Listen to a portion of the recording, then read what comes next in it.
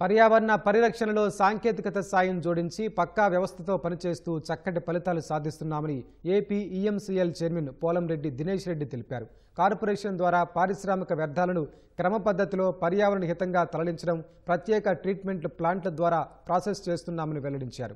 ఈ మొత్తం వ్యవస్థను పర్యవేక్షించడానికి AP online waste exchange portal అందుబాటులో ఉందన్నారు.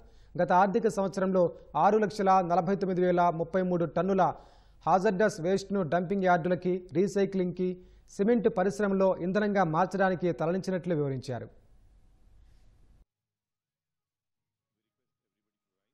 ఏ బాధ్యతతో అయితే నాకు ముఖ్యమంత్రి నారా చంద్రబాబు గారు కానివ్వండి, మా ఈఎఫ్ఎస్సి మినిస్టర్ పవన్ కళ్యాణ్ గారిని, అలానే ఐటీ విద్యా శాఖ మంత్రులు నారా లోకేష్ గారిని ఏ బాధ్యతతో, ఏ ఆలోచనతో నన్ను ఈ కార్పొరేషన్ చైర్మన్గా నియమించారో డెఫినెట్గా ఆలోచనతో ముందుకు తీసుకెళ్తాం. మరింత వేగంగా రానున్న రోజుల్లో మరింత ఇండస్ట్రీస్ విజిట్ పెట్టుకొని ఇండస్ట్రియల్ వ్యర్థాన్ని జీరో చేసే విధంగా, నెట్ జీరో ఇండస్ట్రియల్ వేస్ట్ని నెట్ జీరో చేసే విధంగా నా అడుగులు ఉంటాయని చెప్పి సందర్భంగా తెలియజేసుకుంటూ హృదయపూర్వకంగా ధన్యవాదాలు తెలియజేసుకుంటూ సెలవు తీసుకుంటున్నాను.